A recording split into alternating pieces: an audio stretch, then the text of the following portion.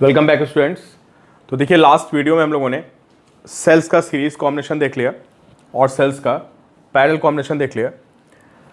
अब grouping of sales में क्या होता है यार कि हमारे पास आइडेंटिकल सेल्स होते हैं और उनको हमें सीरीज और पैरेलल में ऐड करना होता है। ठीक है, तो कभी कभी हमारे लिए सीरीज में ऐड करना बेनिफिशियल रहता है और कभी कभी हमारे लिए पैरेलल में ऐड करना बेनिफिशियल रहता है और कभी कभी सीरीज पैरेलल दोनों को हम मिक्स कर देते हैं। ठीक है, तो अभी हम लोग समझते हैं पहले कि अगर हमारे पास बहुत सारे सेल्स हैं तो उनको सीरीज में ऐड करना कब हमारे पास बेनिफिशियल होता है और सीरीज में करंट क्या होगी सर्किट से, सीरीज में वोल्टेज क्या होगा और इसके क्या एडवांटेज हैं। तो देखिए भाई, ये मेरे पास n सेल्स हैं आइडेंटिकल, ठीक है, और इन सबको मैंने सीरीज में कनेक्ट कर दिया है सारे सेल्स को विद एक्सटर्नल रेजिस्टेंस R। तो आप सबको पता है इस केस में जब आप सेल्स को सीरीज में कनेक्ट करते हो और सबकी पोलरिटी एक जैसी होती है, पोलरिटी एक जैसे मतलब negative positive negative positive negative positive negative positive, तो इस केस में सारा ईएमएफ ऐड हो जाता है।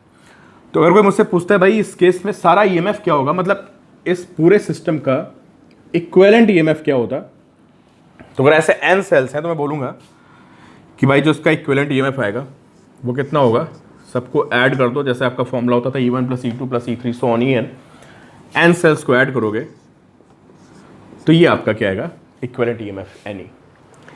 व्हाट अबाउट इक्विवेलेंट रेजिस्टेंस, इस पूरे सिस्टम का इक्विवेलेंट रेजिस्टेंस कितना होगा, तो आपको पता है सीरीज में सेल्स होते हैं तो इक्विवेलेंट सारे रेजिस्टेंस ऐड हो जाते हैं, इंटरनल रेजिस्टेंस को ऐड करना पड़ता है। तो आप ये सारे R हैं इसको n टाइम्स ऐड करोगे, this will B internal resistance. फिर कहता भाई सर्किट में करंट कितनी होगी इन एक्सटर्नल सर्किट, जो मेरा रेजिस्टेंस R है कि इसमें करंट कितनी होगी, तो मैं बोलूँगा कि net EMF upon net resistance, जो इनका सबका आएगा NR है ना, और प्लस ER पूरे सीरीज में हो गए, तो ये हमारी करंट आएगी NE/NR + R। ठीक है, तो अब हमें ये देखना है कि ये कब हमारे लिए बेनिफिशियल होगा, है ना। बेनिफिशियल कब होगा, अगर आप इन n सेल्स के कॉम्बिनेशन से आप एक ज़्यादा करंट ले सकते हो तो ये हमारे लिए बेनिफिशियल होगा। ठीक है भाई, मेरा काम एक सेल से नहीं हो रहा था, है ना, मुझे जितनी करंट चाहिए उतनी करंट नहीं आ रही थी, इसलिए मैंने n सेल्स को सीरीज में लगाया और ये करंट आ गई। ठीक है, अब ये बेनिफिशियल पता कब होता है, ये वाले बेनिफिशियल तब होता है जब हमारा एक्सटर्नल रेजिस्टेंस, ये इंपॉर्टेंट पॉइंट है, ये आपको पता होना चाहिए, ये फॉर्मूला तो आप निकाल ही लोगे, ये इतनी इंपॉर्टेंट चीज़ नहीं है। ठीक है, तो मेन पॉइंट ये है कि ये हमारे लिए कब बेनिफिशियल होगा, तो देखो मैं आपको समझा रहा हूँ कि अगर हमारा एक्सटर्नल रेजिस्टेंस इंटरनल से बहुत ज़्यादा है, मतलब R is greater than NR है, या सिंपली R कह लो, ठीक है, बहुत ज़्यादा है। अगर हमारा किसी सर्किट में एक्सटर्नल रेजिस्टेंस की वैल्यू ज़्यादा होने पे हमें फॉर्मूला यूज़ करना है। अब कैसे देखते हैं, सपोज के पास एक सेल था, है ना भाई, बेनिफिशियल मतलब समझे ना कि अगर मैं n सेल्स को मिला के ज़्यादा करंट ड्रॉ करूंगा तो मेरे लिए सर्किट ज़्यादा अच्छा होगा, क्योंकि मेरा काम एक सेल से नहीं हो रहा था। तो पहले देखते हैं कि अगर मेरे पास एक सेल होता तो मैं कितनी करंट लेता, यहाँ से बताओ। अगर मेरे पास सिर्फ एक सिंगल सेल होता तो मैं कितनी करंट लेता, E/R + R, इतनी करंट लेता मैं। ठीक है, R बहुत ज़्यादा है, अगर R बहुत ज़्यादा होता हमारा, मतलब ये इंटरनल से बहुत ज़्यादा है, तो अप्रॉक्सीमेटली हमारी करंट हो जाती E/R, है ना। This is current due to one cell. अब मैंने n सेल्स को सीरीज में लगाया तो भाई कुछ बेनिफिट होना चाहिए, देखें क्या बेनिफिट हुआ हमारा। अब करंट कितनी बताइए, जो हमारी न्यू करंट है, this is NE/NR + R। R हमारा बहुत ज़्यादा है, स्मॉल r से भी ज़्यादा है और इनफैक्ट वो NR से भी ज़्यादा है, दोनों से, है ना, इन दोनों से बहुत ही ज़्यादा इसकी वैल्यू है। तो ये बताओ अगर वैल्यू बहुत ज़्यादा होगी, हमारा NR मतलब हमारा कैपिटल R बहुत ज़्यादा है NR से, तो NR को ऑलमोस्ट वी कैन इग्नोर, है ना। तो this will B current NE/R। समझे, तो सिंगल सेल से भाई हमारी कितनी करंट थी, जो हमारी करंट सिंगल सेल से आई थी वो थी E/R, और जो हमारी करंट आ रही है अप्रॉक्सीमेटली n टाइम्स हो गई। ठीक है, तो ये आपसे पूछा जाएगा कि ये सिस्टम हमारे लिए कब बेनिफिशियल होगा, तो आपको आंसर देना है ये सिस्टम तब बेनिफिशियल होगा जब हमारा, है ना, वो बहुत ज़्यादा हो एक्सटर्नल। भाई आपने एन सेल्स को सीरीज में कनेक्ट कर दिया अगर, तो ईएमएफ तो एन टाइम्स हो जाएगा, है ना। इंटरनल रेजिस्टेंस बहुत कम है, समझो आप, अगर इंटरनल रेजिस्टेंस बहुत कम है, आप उन सबको सीरीज में ऐड करोगे तो पूरे सिस्टम का इंटरनल रेजिस्टेंस भी कम ही रहेगा, लेकिन उसके कंपैरिजन में जो हमारा ईएमएफ है वो एक तरह से एन टाइम्स मल्टीप्लाई हो गया, समझे आप। तो हमारा ईएमएफ एन टाइम्स मल्टीप्लाई हो गया तो वो करंट को भी एन टाइम्स कर देगा। इस केस में हमारे लिए सीरीज कॉम्बिनेशन बेनिफिशियल होता है, ठीक है। नेक्स्ट देखते हैं हम लोग पैरेलल कॉम्बिनेशन। समझते हैं भाई पैरेलल कॉम्बिनेशन में क्या होता है। तो हमारे पास एन सेल्स पैरेलल में हो गए, ठीक है। तो अभी हमें पता करना है कि अगर ये एन आइडेंटिकल सेल्स पैरेलल में है तो इनका ईएमएफ कितना होगा और इनका इंटरनल रेजिस्टेंस कितना होगा, ठीक है। और ये कब हमारे लिए बेनिफिशियल होगा, कब हम इसको यूज करेंगे, है ना। तो देखते हैं पहले, सबसे पहले तो इस पूरे सिस्टम का ईएमएफ निकालते हैं। आप सबको फॉर्मूला पता है, जो इक्विवेलेंट का फॉर्मूला होता है E1/R1 plus E2/R2 and so on En/Rn upon 1/R1 plus 1/R2 and so on this 1/Rn।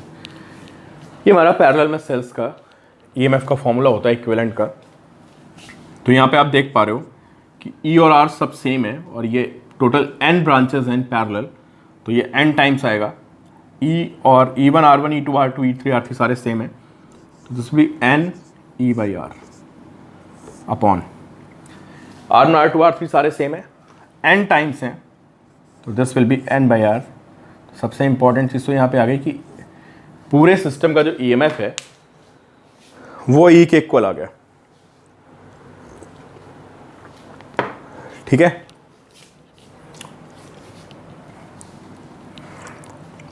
और अब देखते हैं इंटरनल रेजिस्टेंस। तो पूरे सिस्टम का जो इंटरनल रेजिस्टेंस होता है आपको पता है पैरेलल में 1/R1 plus 1/R2 plus 1/R3 and so on n times. तो 1/R इक्विवेलेंट अगर आप निकालेंगे n/R, और यहाँ से पता चलता है कि जो R इक्विवेलेंट हो गया ये R/N हो गया।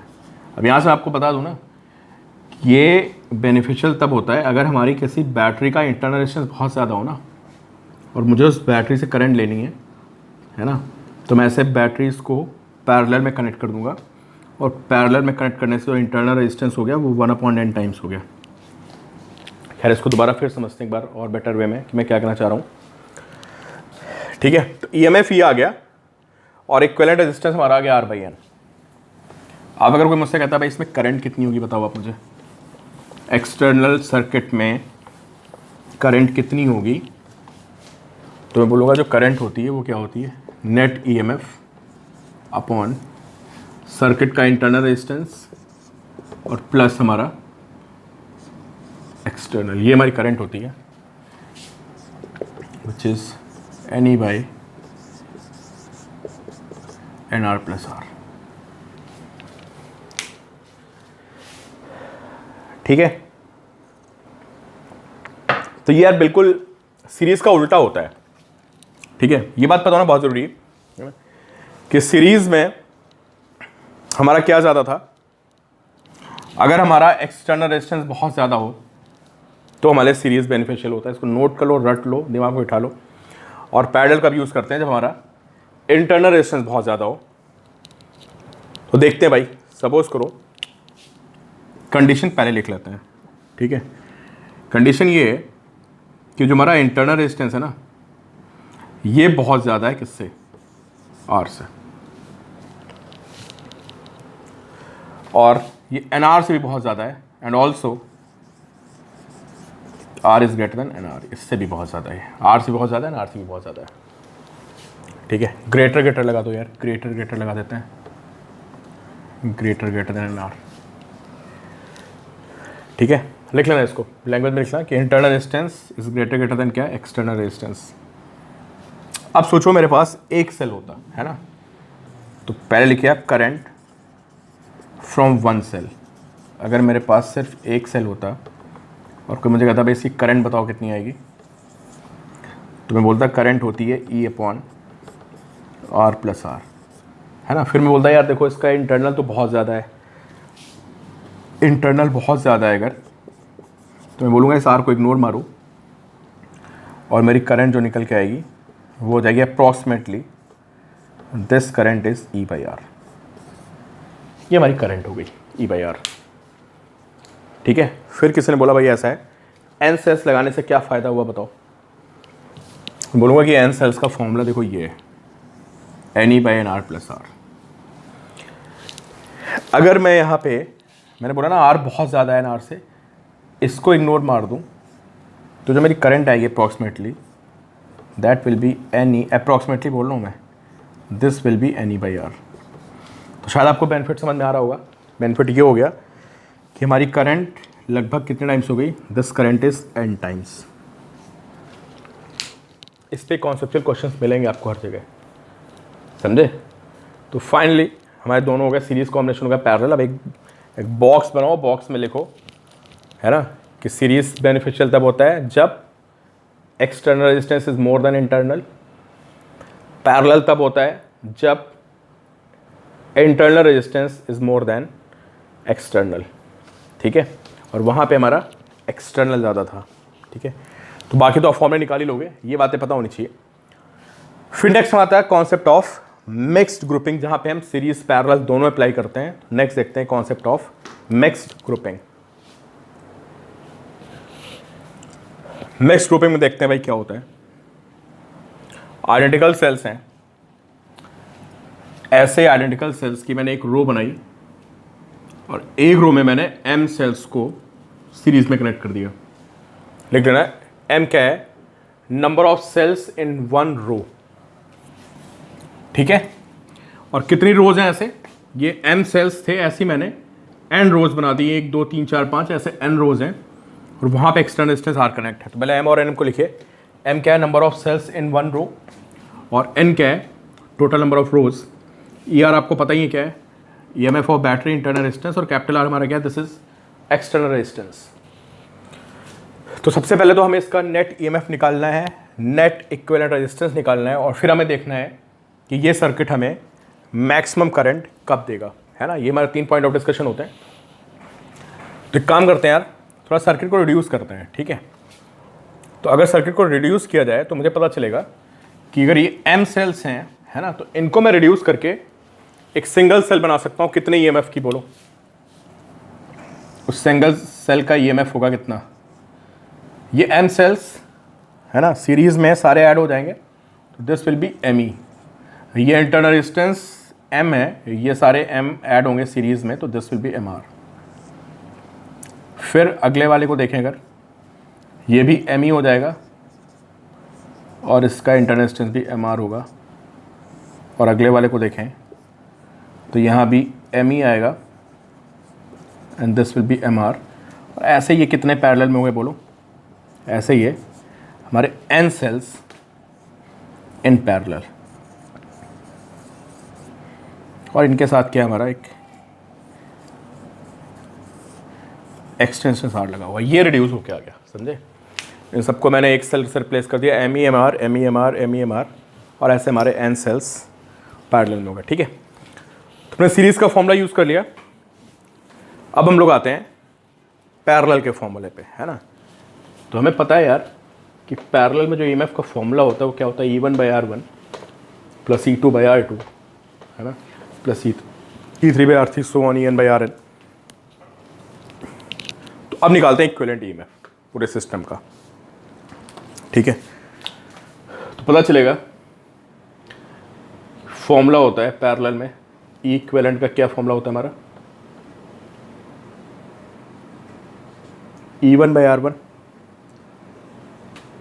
E1/R1 plus E2/R2 plus E3/R3, और ऐसा कितने टाइम्स, टोटल N सेल्स हैं, तो ये हमें काम N टाइम्स रिपीट करना पड़ेगा, राइट। अपॉन में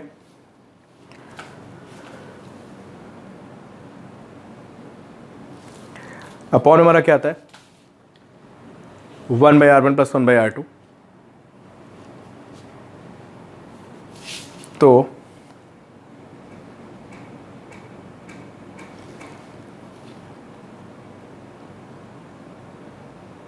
मोबाइल मेरा फिक्स नहीं हो पा रहा है। ओह टेबल में टच कर रहा हूँ, सोच रहा हूँ क्यों वाइब्रेट कर रहा है। I should not touch this table. चलो भाई, तो 1/R + 1/R and so on this n times. आपने सॉल्व भी कर लिया होगा, है ना। तो ऊपर कितना आएगा, m से m कैंसिल होगा, तो E/R + E/R + E/R how many times, n times. तो this will be NE/R upon 1/R 1/R 1/R 1/R नहीं, देखो गलती हो गई, गलती हो गई भाई। क्या गलती हो गई, this 1/MR।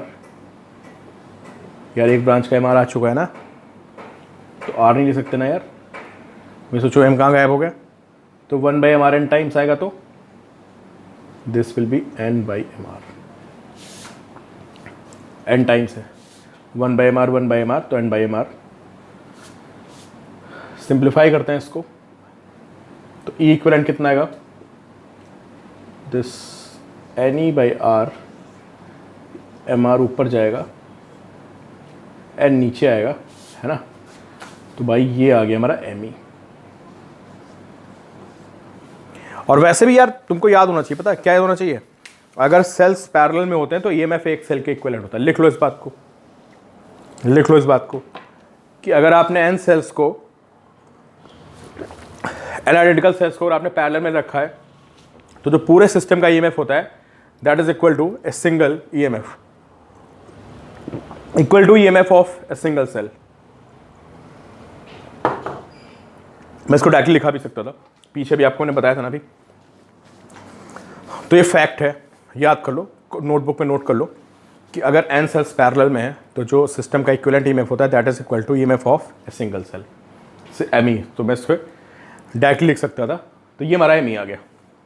Now come to R equivalent, है ना। ये सब पैरेलल कॉम्बिनेशन है, ये सारा का सारा दिस इज पैरेलल कॉम्बिनेशन। तो मैं पता है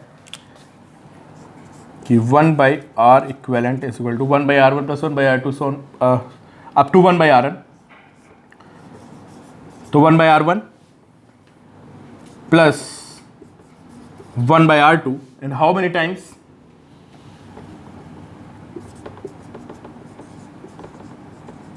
n टाइम्स। तो 1/R equivalent is equal to n/MR। तो यहां से जो R इक्विवेलेंट आएगा होगा MR/n।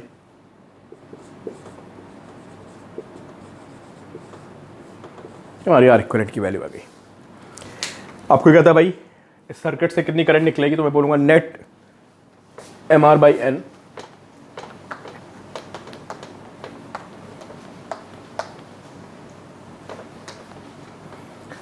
आप सबको पता है कि किसी बैटरी से अगर एक्सटर्नल रेजिस्टेंस होता है तो करंट कितनी होती है, उससे जो करंट निकलती होती EMF of cell upon internal resistance which is MR/n plus external resistance of the circuit.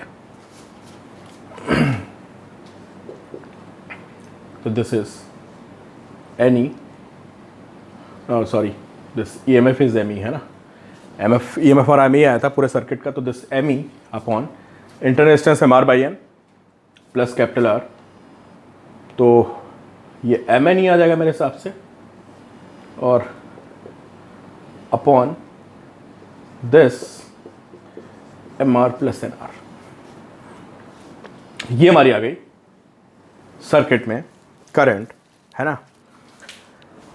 ये पूरे सर्किट से जो एक्सटर्नल रेजिस्टेंस में करंट निकलेगी वो है। अब हमारा पॉइंट ऑफ डिस्कशन क्या हमें फाइंड करना है कि क्या कंडीशन होगी कि करंट सर्किट से मैक्सिमम ड्रॉ। तो लिखिए आप, condition for drawing maximum current from mixed grouping, है ना। Condition for drawing maximum current from mixed grouping. तो समझते हैं भाई क्या कंडीशन होगी इसकी। देखते हैं भाई मैक्सिमम की कंडीशन क्या होगी, है ना। मैक्सिमम नहीं, this current should be maximum, है ना। तो यह चक्कर क्या है, यहाँ पे दो वेरिएबल्स हैं, एम और एन दोनों वेरिएबल्स हैं, थोड़ा डिफ्रेंशिएशन मुश्किल हो जाएगा, है ना। थोड़ी इसमें जुगाड़बाजी लगाते हैं और देखते हैं कि किस कंडीशन के लिए करंट मैक्सिमम होगी। जेई वगैरह में क्वेश्चन आते हैं भाई, मैं आपको बता दूँ, समझे। इससे सबसे ज़्यादा क्वेश्चन बनते हैं इसी कॉन्सेप्ट जो मैं आपसे डिस्कस करने वाला हूँ। बहुत बिल्कुल छोटा सा क्वेश्चन बनता है, जिसका रिजल्ट आएगा वो रिजल्ट क्वेश्चन में डायरेक्टली यूज होता है, ठीक है। बड़ा भारी सा सर्किट बना होगा, पता चलेगा क्वेश्चन छोटा सा है। तो देखो कि मुझे एक कंडीशन निकालनी है कि किस कंडीशन में current is maximum in the circuit. तो करंट मैक्सिमम होने के लिए यार नीचे वाला जो क्वांटिटी है ना, इसको मिनिमम होना पड़ेगा। This quantity should be minimum, है ना। अब इसको थोड़ा कैलकुलस छोड़ के नॉर्मल इसको अलजेब्रा से सॉल्व करने की कोशिश करते हैं, ठीक है। किसकी मिनिमा की कंडीशन निकालते हैं। तो M R plus N R को हम लिख सकते हैं, होता है क्या, अंडर रूट एम आर का square and plus under root N R का स्क्वायर, ठीक। देखो उल्टे हो गए तो गड़बड़ हो जाएगा सारा, दिस एन आर, है ना। इसको हम लिख सकते हैं अंडर रूट ए, मतलब ए माइनस बी का whole square and plus twice A B,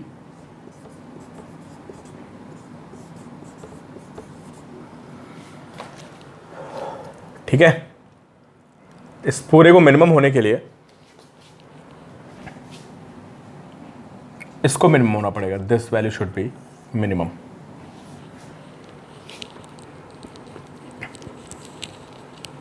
तो अगर आप इसको मिनिमम करेंगे तो इसकी मिनिमम वैल्यू ये होल स्क्वायर में है, ठीक है। इसकी minimum value can be 0।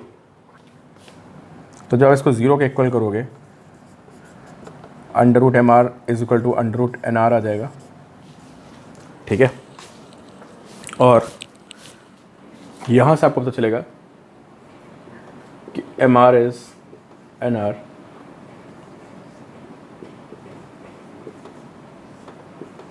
Are is M R by N. ये कंडीशन आ गई if current is maximum from circuit.